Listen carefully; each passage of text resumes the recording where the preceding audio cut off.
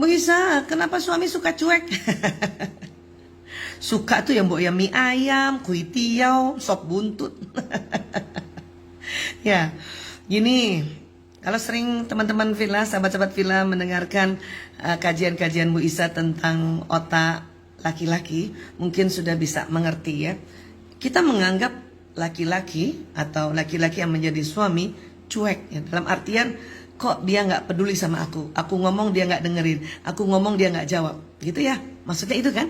Nah, itu sebetulnya karena fitrah laki-laki ada beberapa hal yang beda dengan perempuan ya.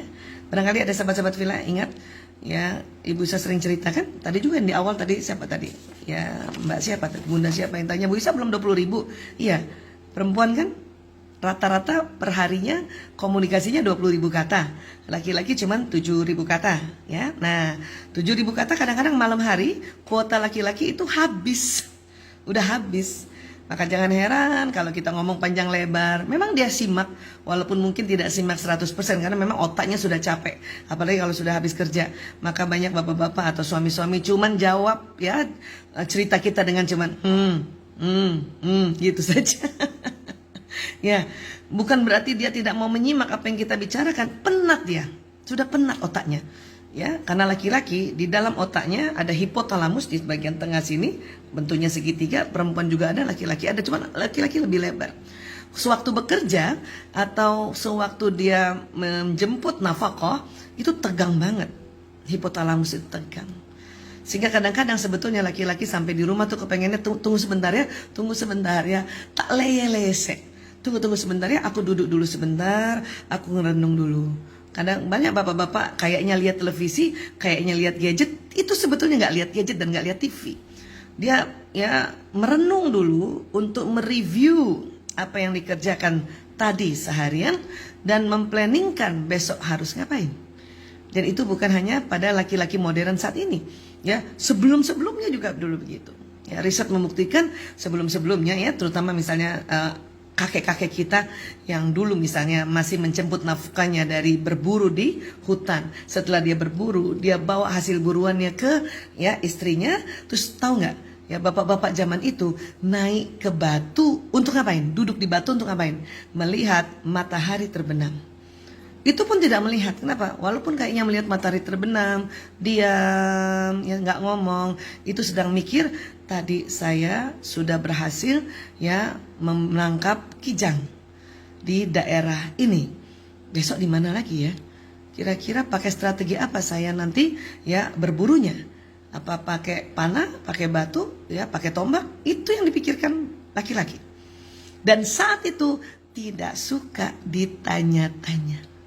Ya, kalau ada perempuan atau ibu-ibu, mama-mamanya atau istrinya naik juga duduk di batu, itu pasti mukanya si bapak akan merengut. Kenapa? Bukan tidak suka dengan istrinya, tetapi dia belum selesai memplanningkan apa-apa tentang besok, apa yang harus dilakukan tentang besok. Begitu juga saat ini. Cuman saat ini mungkin tidak lihat matahari terbenam, tetapi melihat televisi, melihat gadget dan sebagainya, gitu ya. Jadi itu harus paham. Ya, tolong tidak menjudgment ya terlalu dalam terhadap bahwa laki-laki begini, laki-laki begitu. Belajar aja deh. Ya, Bu Isa juga dulu begitu, menganggap laki-laki suami saya cuek lah ini. Tetapi setelah belajar tentang ilmu neuropsikologi atau ilmu neuroscience tentang laki-laki, disitulah Bu Isa langsung merasa Allah ingin bahwa kamu ngerti. Ya, otak itu aku yang ciptakan. Kasih kesempatan suamimu kalau pulang untuk dia relax dulu dan dia memikirkan, mereview apa yang dilakukan dan besok harus ngapain. Ya, kamu siapkan minum, makan saja dulu. Ya, sabar aja. Nanti pun dia cerita. Bisa jadi nggak malam hari cerita karena 7.000 katanya sudah habis. Bisa jadi besok habis sholat subuh. Ya, karena suami Bu Isa seringnya begitu. Itu pun juga tidak tiap hari, tidak tiap subuh. Ya, paling sepekan adalah 2 kali ba'da subuh dia ngobrol panjang lebar tentang apa yang dia renungkan, apa yang dia lakukan kemarin-kemarin gitu. Ya, dan kenapa laki-laki begitu? Laki-laki ingin cerita sama istrinya pada saat ya istrinya bertanya, terus gimana solusinya? Laki-laki punya jalan keluar dan laki-laki selalu ingin dilihat sebagai pahlawan keluarga. Nah, makanya setiap ada masalah dia renungkan dulu, dicari dulu alternatif solusinya. Jadi waktu cerita sama istrinya, kemudian istrinya tanya apa solusinya, dia bisa jawab dengan ya gembira dan bangga bahwa saya punya alternatif solusi. Seperti itu ya. Oke? Iya, karena kalau nggak belajar tentang otak laki-laki, nanti kita bisa baper seumur hidup, ya. Padahal laki-laki juga suka bingung, saya salah apa lagi? Ya, kenapa istriku merengut pada saat di rumah? Saya, kenapa ya? Misalnya gitu kata bapak-bapak, saya pulang salah, nggak pulang salah. Makanya please kita belajar, ya. Oke? Iya.